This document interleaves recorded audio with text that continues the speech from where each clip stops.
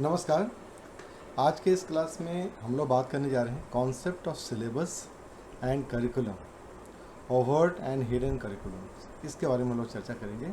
और इसके पहले भी जो क्लास थी उसमें हम लोग बात करते कि कैसे हम लोग प्लान तैयार करते हैं करिकुलम का, या फिर लेसन प्लान वगैरह कैसे करते हैं, उस पर हम लोगों ने बात किया था। तो आज का जो हमारा जो है ये भी बहुत इंपॉर्टेंट है कि कॉन्सेप्ट ऑफ करिकुलम है क्या, और ये कैसे हम लोग मतलब कितने तरह के करिकुलम्स होते हैं उस पर हम लोग बात करते हैं। Curriculum is a totality of student experience that occur in the educational process. It includes academic content, co-curricular activities, values and skill.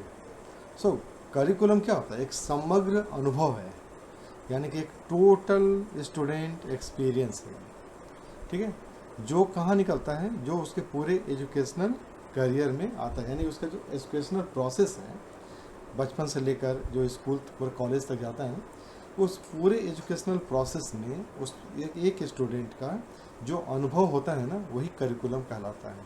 अब वो चाहे एकेडमिक कंटेंट का हो या फिर नॉन एकेडमिक हो। नॉन एकेडमिक में क्या आ जाता है? कोकुलर एक्टिविटीज आता है, डांस है, म्यूज़िक है, ड्रामा है, स्पोर्ट्स है, गेम्स है, ये सारी चीज़ें उसमें आ जाती हैं। डिबेट है, बहुत सारी चीज़ें उसमें आती हैं। सोशल वर्क है, उसके लाइफ का वैल्यूज़ है, ओके, और अलग अलग स्किल्स हैं, वोकेशनल स्किल्स हो सकता है, और उसका जो अलग अलग जो बिहेवियरल स्किल है, वो सब सारी चीज़ें इसमें आ जाती हैं। सब मिल करके क्या बनाता है?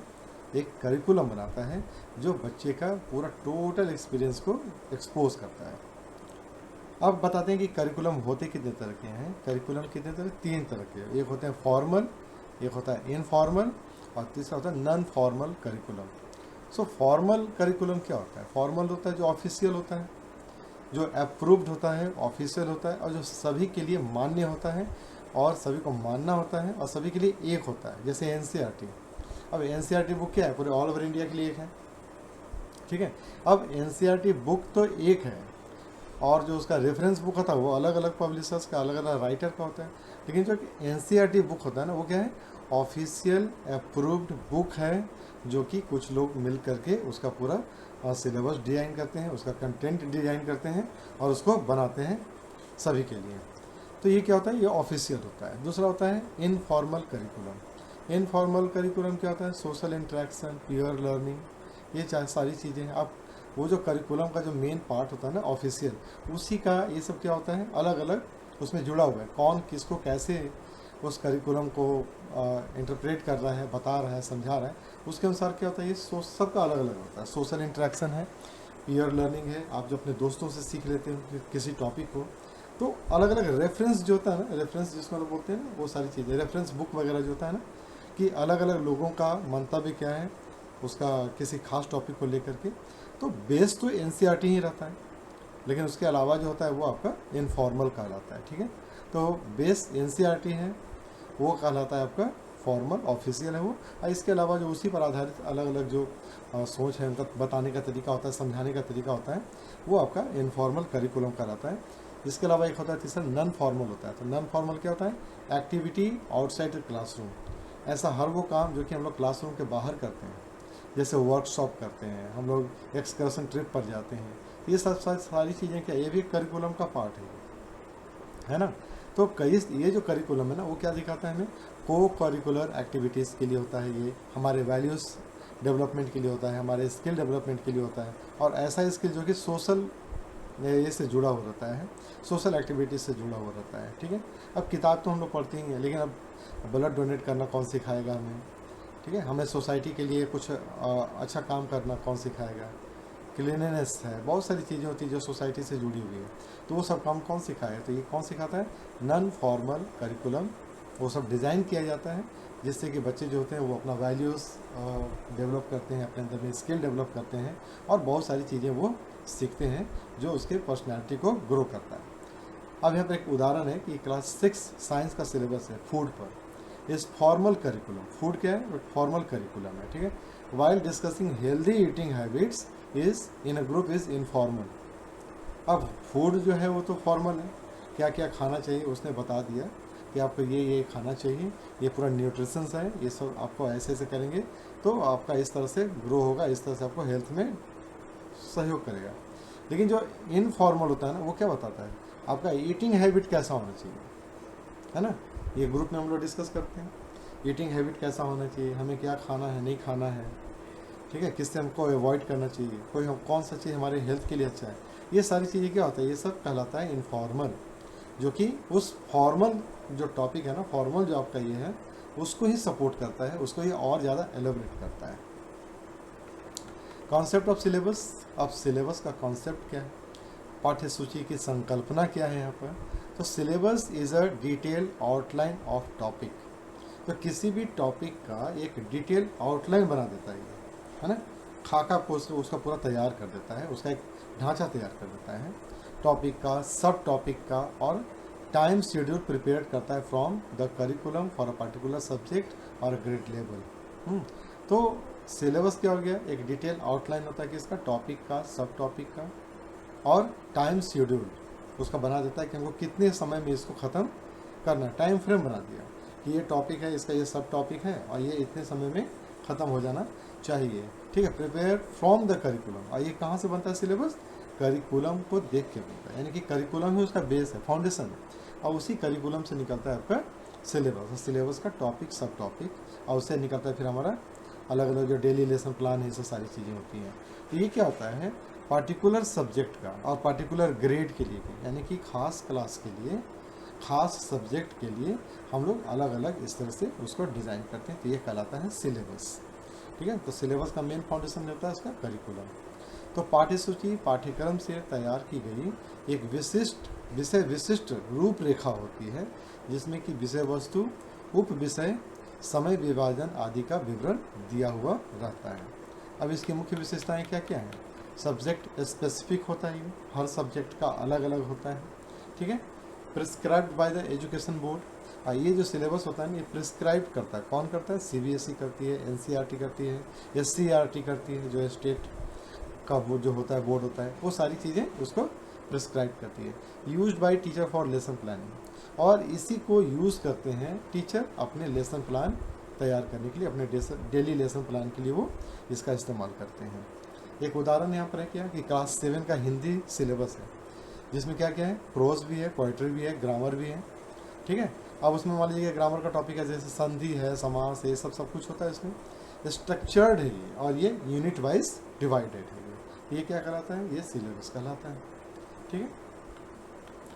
अगला आता है difference between curriculum and syllabus. तो अब बताते हैं कि करिकुलम और सिलेबस में क्या अंतर है। तो करिकुलम क्या होता है, ब्रॉड होता है, बड़ा होता है और होलिस्टिक होता है, उस करिकुलम में सब कुछ शामिल है आपका, हर चीज़ कंप्लीट है।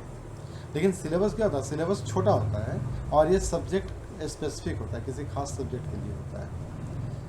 करिकुलम क्या होता है, इंक्लूड्स वैल्यू स्किल, अब करिकुलम में सब कुछ शामिल है, वैल्यू भी है, स्किल भी है, वोकेशनल भी है, ठीक है, वो सारी चीज़ें हैं इसमें। लेकिन सिलेबस क्या होता है, केवल एक ही कंटेंट पर फोकस करता है, फोकस्ड ओनली ऑन कंटेंट, और वो भी पार्टिकुलर सब्जेक्ट का कंटेंट, उस पर ही फोकस करता है वो। Planned bye education policy, curriculum कौन डिज़ाइन करता है, एजुकेशनल पॉलिसी मेकर जो होते हैं ना, वो लोग उसको डिज़ाइन करते हैं, बनाते हैं। और सिलेबस कौन तैयार करता है, सिलेबस बोर्ड बनाता है। करिकुलम तो बना के दे दिया उसने, एजेंसी ने, जो पॉलिसी मेकर लोग होते हैं बना के दे देते हैं। अब जो बोर्ड्स होता है ना, अलग अलग बोर्ड, वो अपने अनुसार सिलेबस को डिज़ाइन कर लेता है, ठीक है, और टीचर लोग मिल करके उसको अपने अनुसार बना लेते हैं। तो ये क्या होता है ना कि ओवरऑल स्कूल प्रोग्राम्स जो होता है, क्या होता है, वो करिकुलम होता है। और English syllabus for particular class का, पर्टिकुलर सब्जेक्ट का जो पाठ्यक्रम होता है, वो आपका सिलेबस कहलाता है। यानी कि करिकुलम कंप्लीट होता है और सिलेबस उसका एक छोटा सा पार्ट होता है। अब बात करें हम लोग प्रत्यक्ष पाठ्यक्रम पर, जिसको हम लोग क्या बोलते हैं, ओवर्ट करिकुलम। ओवर्ट करिकुलम क्या है, so overt curriculum refer to the officially stated curriculum that is deliberately planned and implemented in a classroom, ठीक है। तो प्रत्यक्ष पाठ्यक्रम क्या होता है, जो स्पष्ट रूप से पाठ्य पुस्तक यानी कि बुक्स से और पाठ योजनाओं और शिक्षण कार्यक्रमों में दिखाई देता है। तो ओवर्ट करिकुलम वो होता है जो आपको किताबों में मिलता है, जो आपको लेसन प्लान में मिलता है, और जो आपको आपके एक्टिविटीज़ के माध्यम से लोगों को पता चलता है। अब इसका फीचर्स क्या क्या है, clearly written in textbooks, आपका पूरा का पूरा जो करिकुलम एक किताब पे लिखा हुआ है, टेक्स्ट बुक में लिखा हुआ है। और मेजरेबल एंड स्ट्रक्चर्ड, आप इसको मेज़र कर सकते हो, ये पूरा स्ट्रक्चर्ड बना हुआ रहता है, इसमें कोई फेरबदल आपको करने की ज़रूरत नहीं पड़ती है। Delivered by teachers through direct instruction, और इसको हम क्या करते हैं, टीचर्स जो होता है उसको डायरेक्ट जैसा है वैसा जाकर बच्चों को डिलीवर कर देता है, बता देता है, समझा देता है।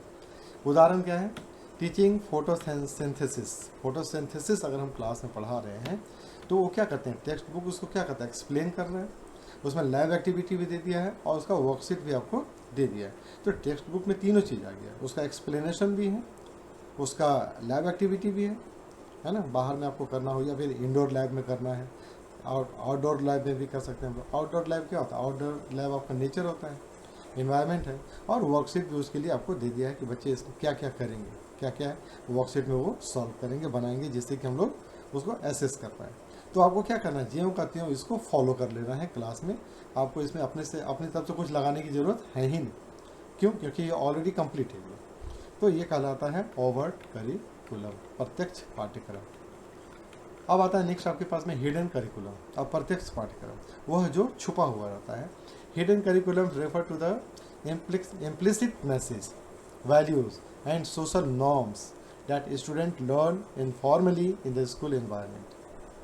अब ये क्या है, ये छुपा हुआ है, ये बताया नहीं जाता है कि आपको कैसे किससे बात करना है, आपको रिस्पेक्ट कैसे देना है किसी को, आपको प्यार कैसे लेना है अपने जूनियर से, ये कोई बताता नहीं है, या सिखाने की चीज़ नहीं। ये क्या होता है, ये आपको औपचारिक रूप से नहीं बताया जाता है, ये हम लोग अनौपचारिक रूप से अपने वातावरण में रहते हुए सीखते हैं।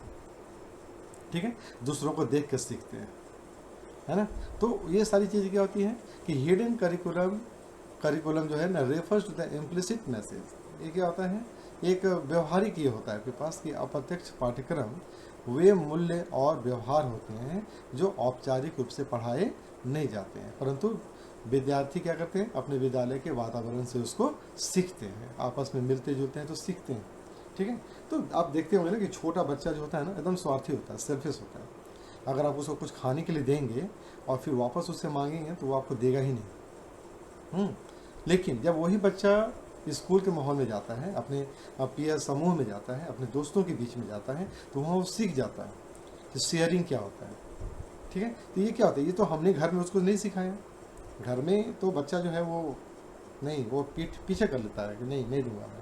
लेकिन जब वो ग्रुप में जाता है ना, तो वहाँ सीखता है कि नहीं, अगर मैं नहीं दूंगा तो मुझे भी नहीं मिलेगा, यानी कि शेयरिंग वहाँ पर सीखता है कि ये सिखाई नहीं जाती है। ये अनौपचारिक रूप से बच्चे जो होते हैं ना, वो अपने विद्यालय के वातावरण में सीखते हैं। तो बहुत सारी चीज़ें सीखते हैं, वैल्यूज़ सीखते हैं, स्किल्स सीखते हैं, सोशल प्रैक्टिस सीखते हैं, सोशल नॉर्म्स सीखते हैं।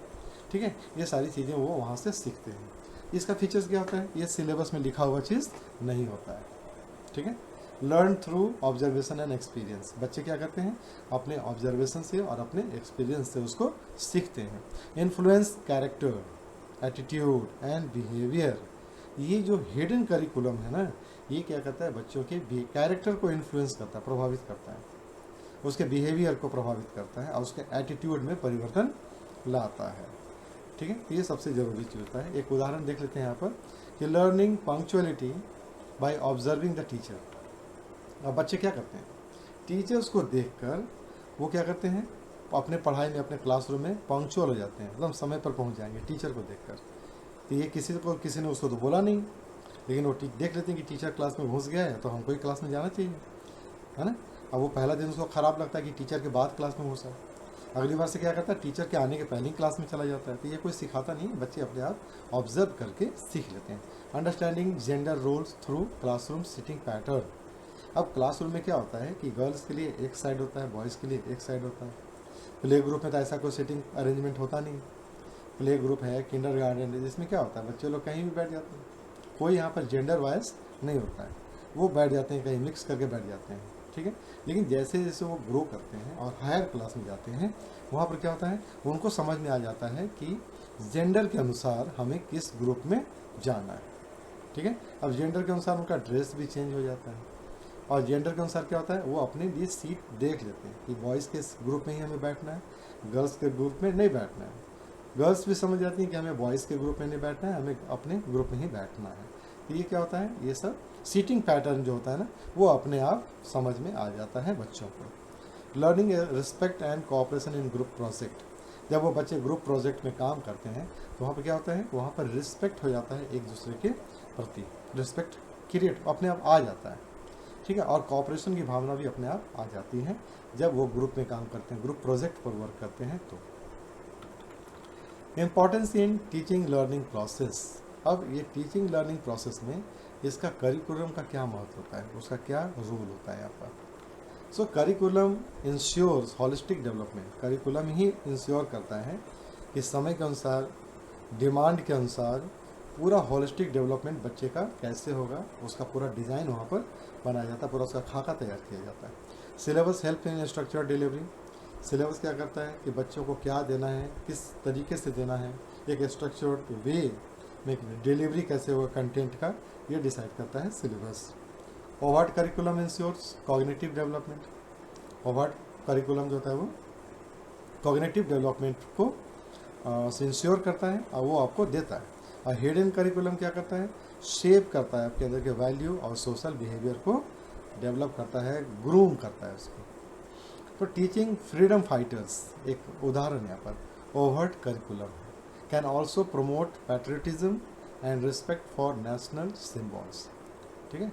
अब मान लीजिए कि हम फ्रीडम फाइटर के बारे में बता रहे हैं, ये तो दिया हुआ है बुक में, हमने उनको पढ़ा दिया है ना, रानी लक्ष्मीबाई, ठीक है, झांसी की रानी, उनकी पूरी कहानी मैंने सुनाई, किस प्रकार से उन्होंने फाइट की, उनका सेक्रीफाइस, हर चीज़ बताया।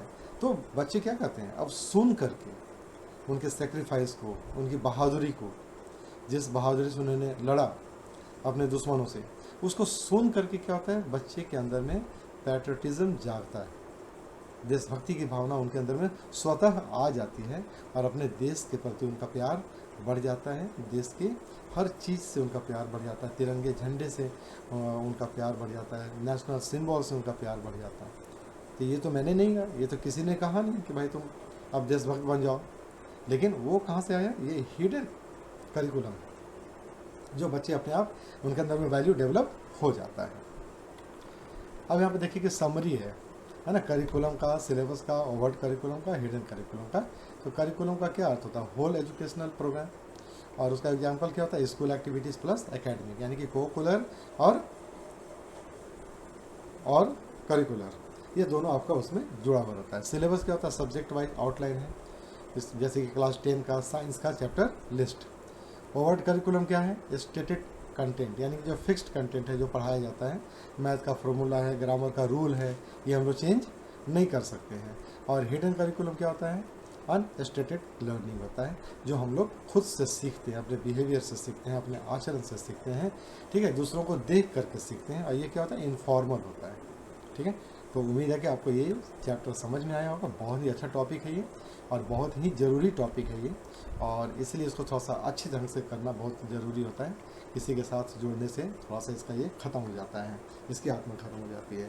तो उम्मीद है कि आपको ये समझ में आया होगा ये टॉपिक, और प्लीज़ आप लोग लाइक कीजिए, सब्सक्राइब कीजिए और इस चैनल को थोड़ा सा ग्रो करने में हेल्प कीजिए आप लोग सर। आज के लिए बस इतना ही, नमस्कार।